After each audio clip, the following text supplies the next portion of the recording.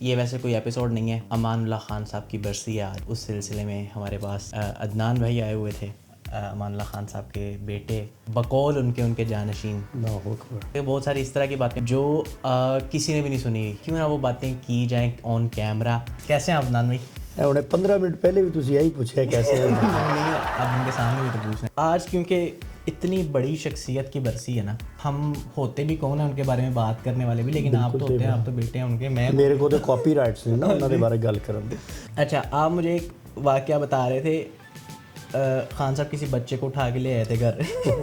साढ़े तिन्ने भरावां ਦੀਆਂ ਚੀਕਾਂ ਨਿਕਲ ਗਈਆਂ यार। ਤੁਸੀਂ ਇਹ ਸੋਚੋ ਕਿ ਐਡਾ ਕਾਲਾ ਬੱਚਾ ਜਿਹਨੂੰ ਮੈਂ ਕਾਲਾ ਕਹਿ ਰਿਹਾ ਉਹ ਕਿੰਨਾ ਕੁ ਕਾਲਾ ਹੋਏਗਾ। ਤੇ ਅਸੀਂ ਡਰ ਗਏ ਕਿ यार ਇਸ ਸ਼ਾਦੀ ਦਾ ਤੇ ਆਪਣੇ ਅੱਜ ਤੱਕ ਨਹੀਂ ਦੱਸਿਆ। मैं एक वाकया सुन रहा था, नासिर चन्योटी साहब सुना रहे थे। अमान साहब के पास कोई इंसान आया और वो बदतमीजी कर रहा था काफ़ी। आपको पता है वो कौन है? जफरी खान साहब। जफरी खान साहब ने बड़ा मिसबिहेव किया था अब्बू के साथ।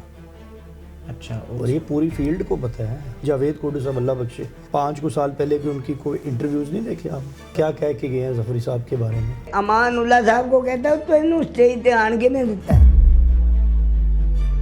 और सिर्फ जफरी खान नहीं, बहुत सारे लोग ऐसे हैं जिन्होंने मेरे वालिद साहब के साथ मिसबिहेव किया और वक्त आने पे मैं उनके नाम भी बताऊंगा।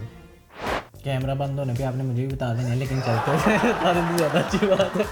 अमान साहब के और उमर शरीफ साहब के प्रोफेशनल रिलेशन कैसा था और उन्होंने इकट्ठे क्यों नहीं काम किया? बड़ा अच्छा सवाल किया है यार उसामा भैया आपने। तुसी मैंने दिता ना ता करके क्या कह रहे ये काट देना। नहीं ये लगाना है। खान साहब के वालिद साहब की डेथ हुई तो उन्होंने परफॉर्म किया, लेकिन एक ऐसी परफॉर्मेंस आई जब उनसे परफॉर्म ही नहीं हुआ। जब मस्ताना साहब और बब्बू बराल साहब का इंतकाल हुआ ना, पहले एक पर्सनालिटी का इंतकाल हुआ, 2 दिन बाद दूसरी का हुआ। भजन स्टेज पे गए हैं और 5-7 मिनट इन्होंने कोशिश की लोगों को हंसाने की। फिर जब उन्होंने ऐसे फेस किया और फिर लोग रो पड़े, फूट फूट के रोए। उस दिन स्टेज के बादशाह को मैंने रोते देखा ऑडियंस के सामने।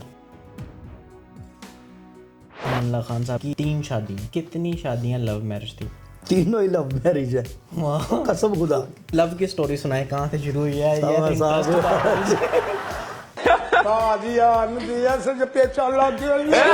अबे इधर आ, तेरी ऐसी की तैसी। उर्दू स्पीकिंग थे।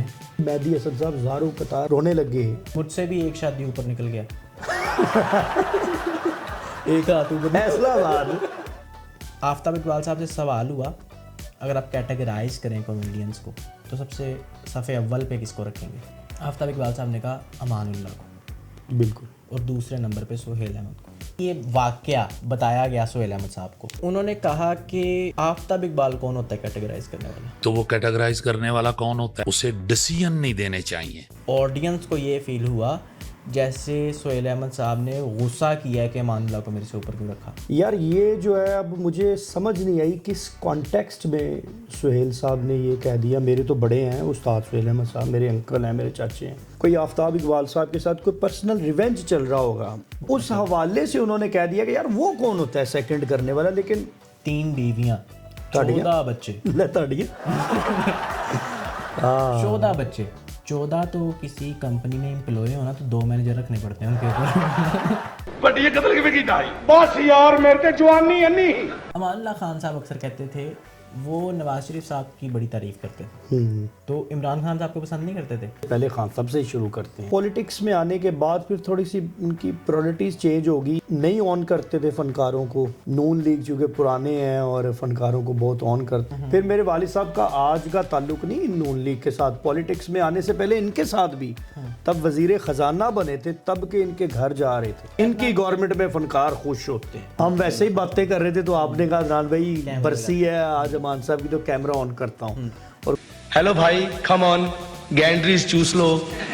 कुछ चीज़ें आपने करवा दी हैं, अब देखें एडिटिंग में आप क्या करते हैं। ऐसे कटना में कुछ भी नहीं है। वो मुझे पता है।